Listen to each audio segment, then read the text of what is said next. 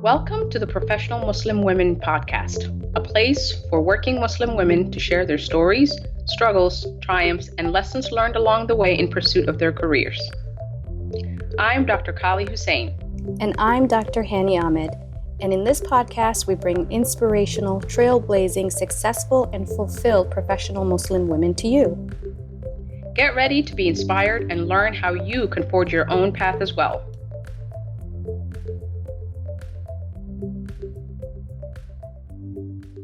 Hello, everybody. Assalamu alaikum. Welcome back to the podcast. I'm your host, Dr. Hani Ahmed. And today my guest is Dr. Anjabeen Ashraf. She's a counselor, educator, and champion boundary setter living in Oregon with her impressive collection of raincoats and coffee mugs. Her goal is to help everyone live their most authentic lives by setting better boundaries. Please help me welcome Dr. Ashraf. Hi, Anjabeen. Hey, how's it going? I'm so excited to be here. Thank you so much for being here. It's so great to have you. I did get a chance to review your website, and I noticed you do have an online presence, and I just love the work that you do. But I would like to start at the beginning. Dr. Ashraf, can you tell us about your career path and give us a little bit about your biography? Absolutely. So I'm sure you saw on my website, do a lot of different things, wear a lot of different hats. And it all began when I was an undergrad and I was pre-med, when we're young Muslim folks in the United States, thought we can only be kind of like one or two things. Mm-hmm. And so I went the pre-med route. And while I enjoyed the sciences, I knew it just wasn't the best fit for me for many different reasons. So I went and got my degree in psychology instead. I changed my degree my last year of college. Wow. Stayed an extra year to finish it up and double majored in biology and psychology. And then just went on to get my master's degree in counseling and then eventually my PhD in counselor education. Mm-hmm. And really what that means is that I am trained to educate and supervise new counselors, also conduct research and supervise counselors. And so I've been doing that now for several years, and it's been a really fulfilling experience, having been in the mental health field for 10 years total now, which is mind-boggling. Wow, that's amazing. And during the course of your career, you've published some research about mental health and trauma as it pertains specifically to Muslims, right? Can you tell me a little bit about that? Yeah, so my expertise as far as research goes is in vicarious trauma. And vicarious trauma is really just the trauma that we may experience by being vicariously exposed to something that is traumatic. Because when we think about trauma traditionally, it's something happened to me, and now I'm having mental health concerns as a result of that. Whereas vicarious trauma is really saying, well, I can be exposed vicariously to something traumatic by, it happening to a loved one, by the people that I work with. And even now, which specifically my study looked at, which is dissemination via the media. We are so hyper connected. Social media, the news, you have a 24/7 news cycle. And so my study was looking at, are American Muslims experiencing vicarious trauma, both as a result of talking to loved ones and family members, community members who have experienced trauma, and also because of their exposure to the media. And so what the study showed is, as far as the sample goes, vicarious trauma as a concept means that when we are experiencing vicarious trauma, the outcomes are really similar to PTSD. So PTSD, we know that our feelings of feeling safe are really disrupted. We don't feel safe wherever we are. We worry about our loved ones. We have a distorted sense of ourselves. We may feel really low about ourselves. So vicarious trauma has really similar outcomes. And so my research showed, as far as the sample goes, that about 27% of the sample had significant disruptions to feeling safe and also to feeling that their loved ones are safe. And that's really big. That's 1 in 4. Yeah. And we know that safety is a base need for humans. And so if someone doesn't feel safe or is worried about the safety of their loved ones, how are they functioning in society? Right. Are they able to live their best lives, be their best selves, learn their best, perform their best, live joyously? It's going to be really hard to do that when your base need of safety is not satisfied. Right. Wow. This is such important work. It's something that I think, we kind of know about it anecdotally or within our own lives. We have that sense, that we have collective community trauma related to the media. But it's incredible to see that there's research on it and that it can be, measured in the way that you did. So, Dr. Ashraf, I wonder, is there, anything that could help with that could help dealing with trauma? And I guess this is kind of getting into mental health piece within the Muslim community. What aspects of mental health can be, as applied to our community? What can you tell us about that? hmm As far as vicarious trauma goes, the way to manage that is similar to trauma is if it were directly something that happened to us. The way we do that is through processing what's happened, right? Not ignoring it, not minimizing it, not telling each other to get over it. It's real and it's affecting us. Because the key thing with vicarious trauma is that I can see whatever's happened happening to myself. And so if something happens, and we know this anecdotally, like you said, if something happens to a woman and I'm a woman, it's going to resonate really deeply with me. Mm-hmm. And same thing with Muslim communities. Something happens, New Zealand terror attacks happened earlier this year, and it was traumatic worldwide for Muslims. And that's because we have that shared commonality of that religious identity, that faith, going to masjid, going to mosque, and being there to worship. And so that's why it was so deeply resonating. So the number one thing that we can do, and this is really hard because this has been the crux of my work within Muslim communities, is just honoring that mental health is a real thing and that we are affected by things that happen and that toughening up and getting over it is not the right approach and that it's okay to feel what we're feeling. That was my message post New Zealand terror attack was whatever you're feeling is okay. There's no wrong way to feel. How you're going to deal with trauma is really unique to you. There's no one way to act traumatized or to be traumatized. So that's number one. And then the way we heal, especially when it's vicarious trauma, when it's collective trauma, is we heal in community. And that means one, talking openly about what's happened. Two, it means reaching out for support. Three, it means in our communities, in our Muslim communities, creating safe spaces to talk about it.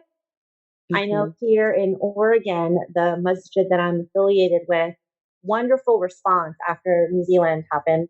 And that was to create a healing space pretty much, I think, 5 days after, or a week after, where the youth came out and their parents came out and we discussed what had happened. We processed, we gave them tools to manage the emotional distress. Yeah. So some of those tools are things like grounding. And grounding really just means staying grounded in your body and not being swept away by our emotions. There's a lot of different ways to do that. Meditation is one. But a lot of the things that we do usually are grounding for us. Like for me specifically, I love a hot beverage. And that feel of that cup in my hand really pulls me back to the present and into my body, right? It's a sensation I can feel. And so grounding is a fantastic way to cope with distress and with trauma. Another way is to getting it outside of yourself. And one way to do that is talk. I may be biased, but you can look at a counselor. But also writing it out can be really powerful. Writing out what's happening for us, journaling it. You don't have to share it. You don't even have to keep it. You can just burn it. But just getting it outside of ourselves is really powerful. And I can go on and on about this because there are so many tools available to us. Yeah, that is incredible. That was a profoundly, terrorizing. It does strike kind of terror into your heart when you see people who are like you, look like you, who are being targeted for that. It's a traumatic experience. So it makes sense that we would need some help. And I think recognizing it and sharing in our collective trauma is a big step. I find that sometimes in our communities, we tend to downplay mental health concerns. I'm specifically thinking about, people in my life that I've known who are dealing with depression or anxiety. Do you find that in our community that mental health is underserved in our community? Oh, absolutely. I think we already know we have data to back up the fact that communities of color do not seek out mental health care. I think some of the data, depending on how you slice it, as far as intersectional identity, is that white communities reach out about 3 times as much as communities of color for mental health services. And there's a lot of different reasons, right? It could be the fact that we as Muslims, as people of color, don't see ourselves reflected in those mental health professionals. And that's a valid concern because we know the majority of the profession is pretty white. And then another barrier could be, again, that stigma that we inherit some of this stigmatized language and worldview around talking about something we shouldn't be talking about, right? I think saving face is really big in Muslim communities across sectors. And so we don't want to be the stigmatized person because that has so many social effects for us across the board. So I definitely see a lot of different barriers to Muslims reaching out for mental health support. It is definitely underutilized.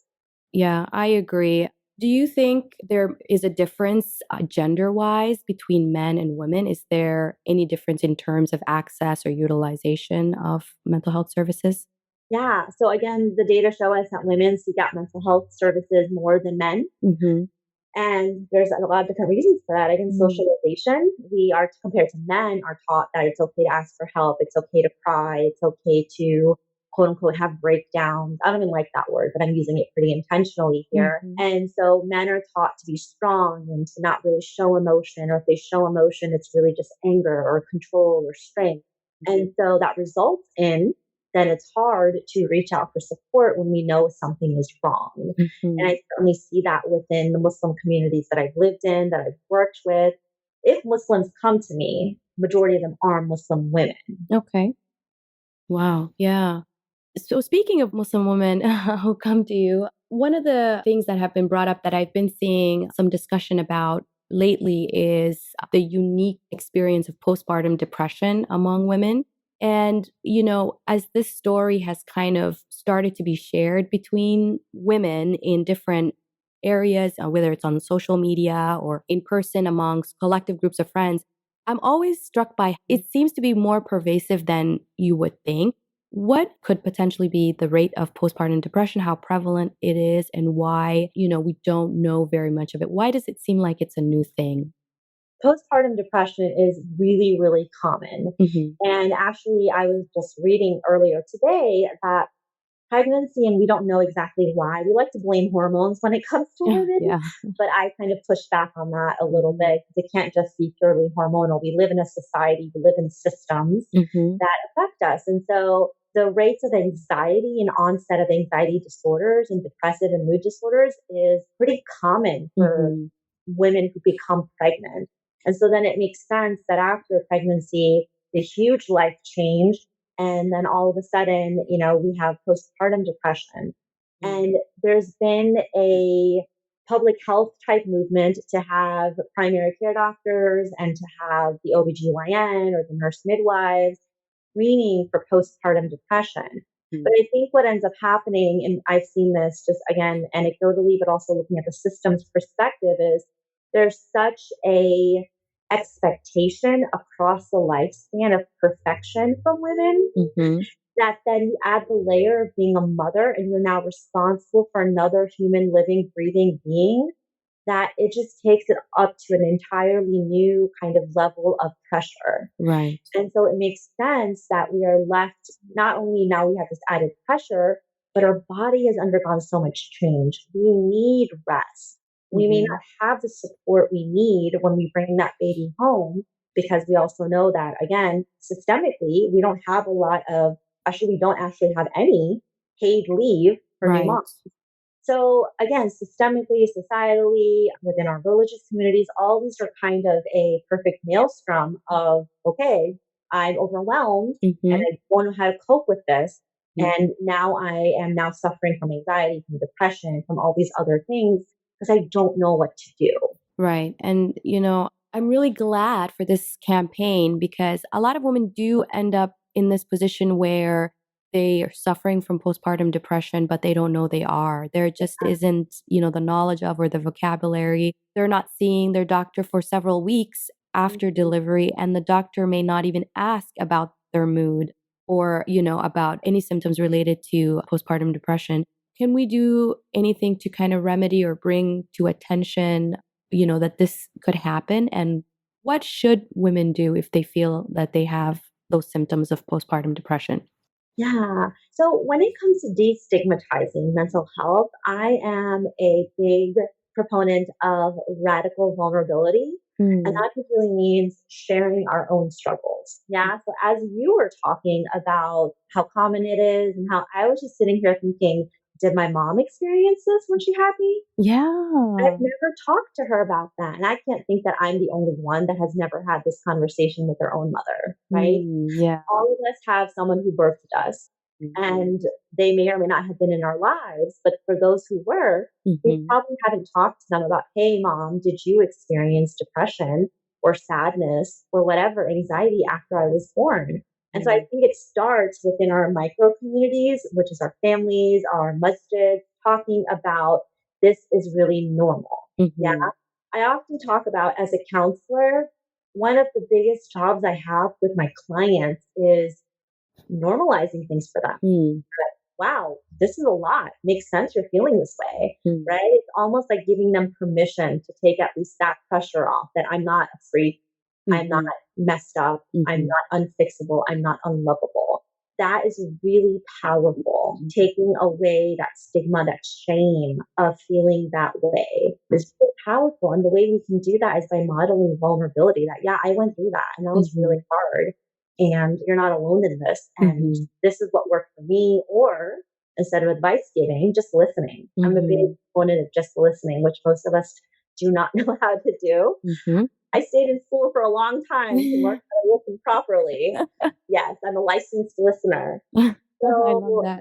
yeah, yeah. So that's what we can do. All of us as a collective community, whether it's Muslim communities, whether it's, the world at large, is just Mhm. talking about the struggles we've had. Yeah. I just think about the power that a mom telling her daughter who's having a baby, yeah, honey, I went through it. That would be Mhm. amazing. That would be Mhm. powerful. That would give that person permission Mhm. to not be perfect, to feel their feelings. Yeah. Yeah, Wow. Such a good point. Such a good point.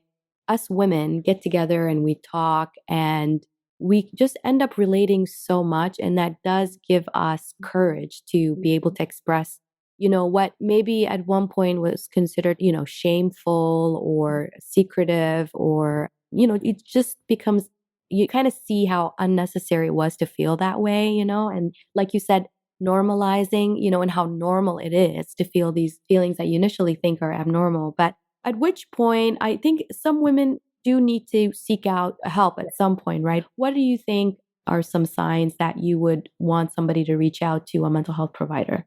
absolutely. So, first of all, I think that we as a world in general need to start being more proactive with our Mhm. mental health rather Okay. than reactive. Yeah. So what ends up happening is people come to me in the midst of a crisis. And yes, I can help them, but I also feel really sad that they got to that point when they Mm. didn't have to get to that point.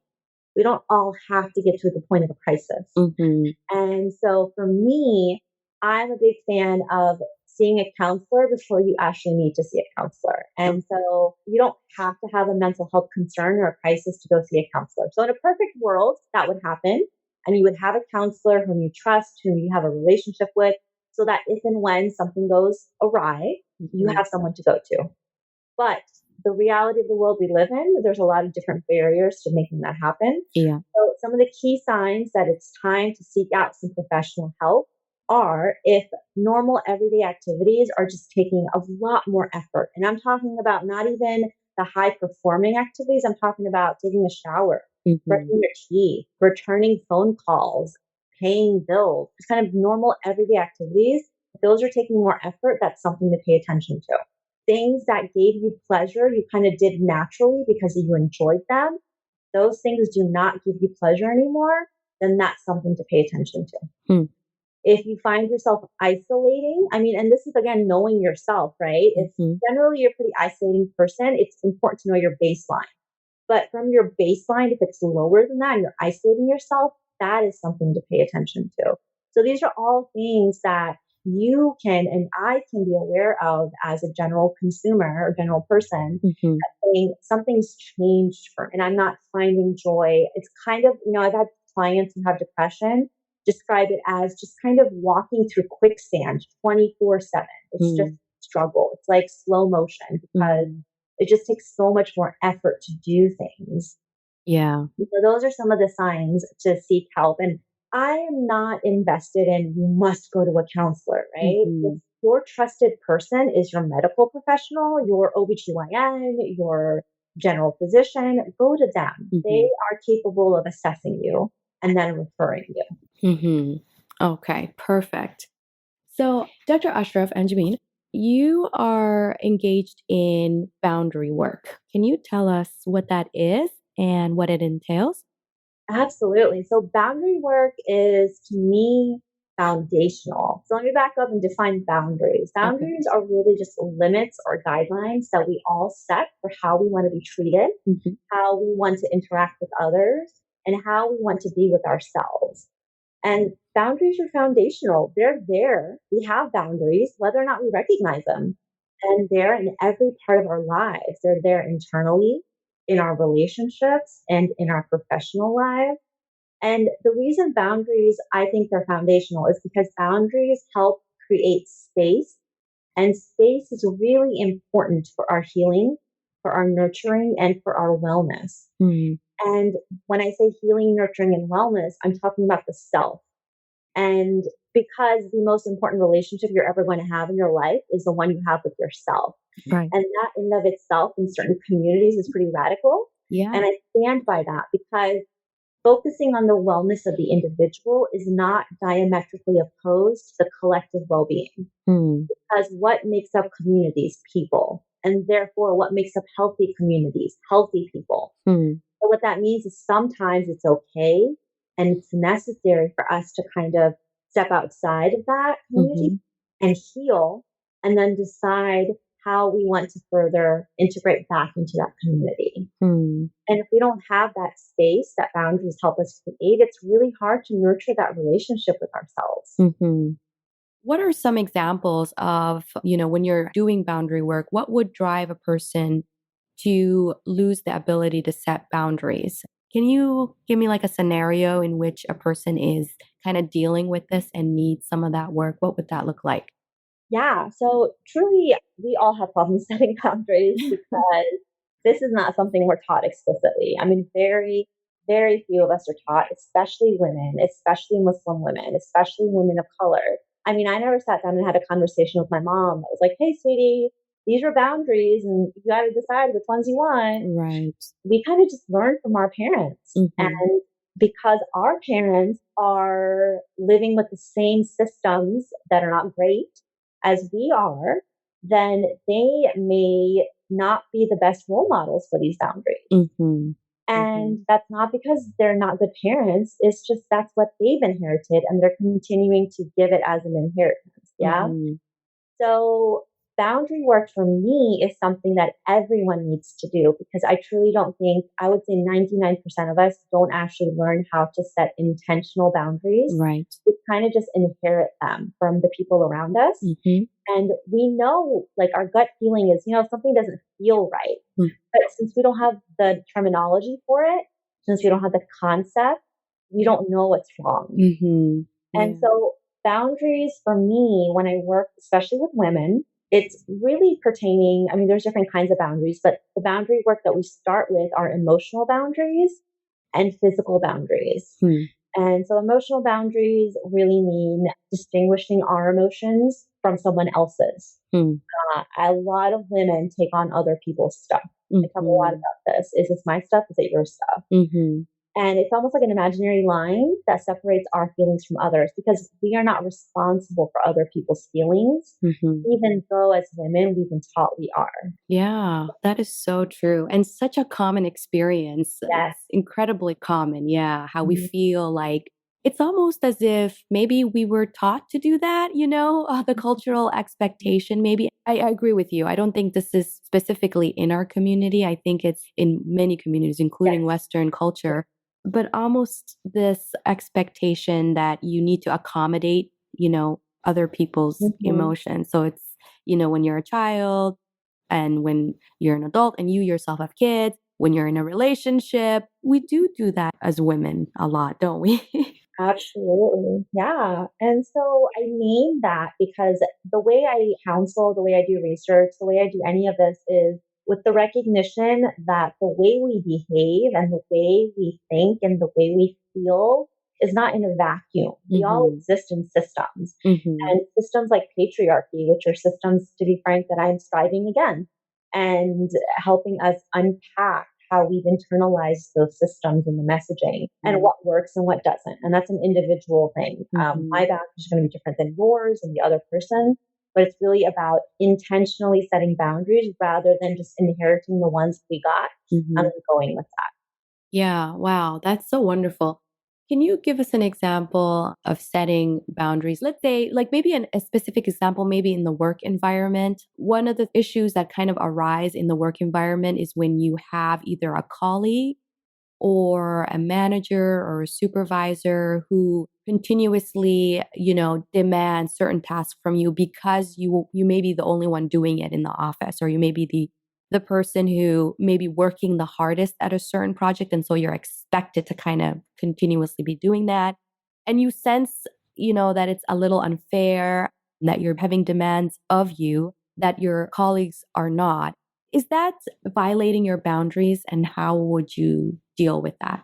Yeah, that's a great example. So that to me, when I hear you give that example, that is a pretty common experience for many of us. Mm. And so when I think of that, I think for me, if that was me, the underlying boundary would be I deserve to be respected. I Mm. deserve to have my work seen and honored. I Mhm. deserve honesty and acceptance in my workplace, right? So those are all different boundaries that may be at play here. Mhm. And so, in the example you described, there could be a lot of different ways to approach this. This could Mhm. be having a conversation with your boss about what's Mhm. happening. This Mhm. could be having a conversation with your coworkers who are not being helpful or, taking credit for your ideas.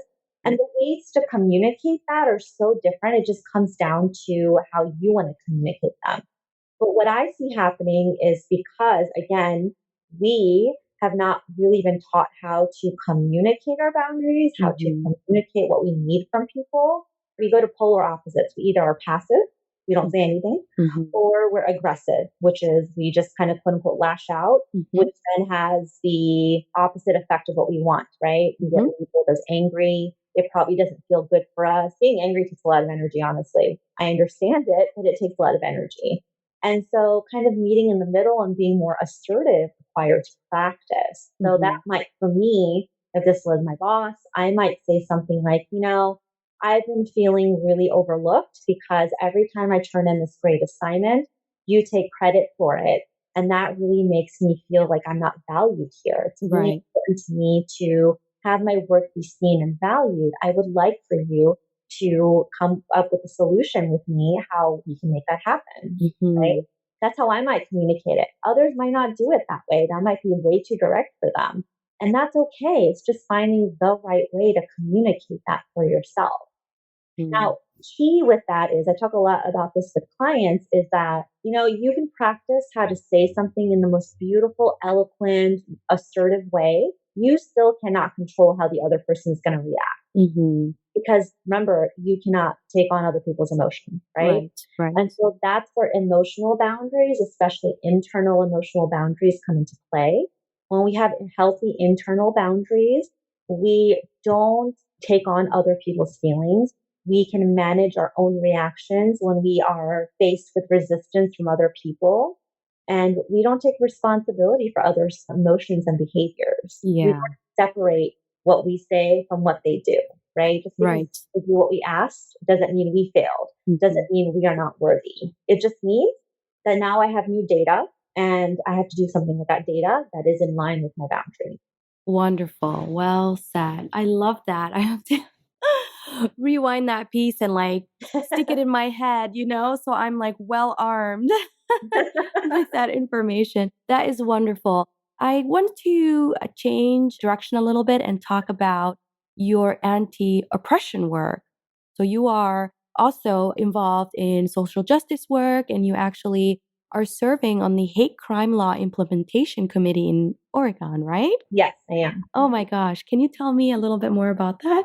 Absolutely. So 2019 has been an exciting time and at times frustrating because law moves slowly. But I am a founding member of CARE Oregon, the Council on American Islamic Relations Oregon. Wonderful. And CARE Oregon, along with a coalition of community members and organizations, really started pushing for hate crime reform because the way Oregon was tracking, or in this case, not tracking hate crime reform, and the way they were responding, or again, not responding, was really marginalizing.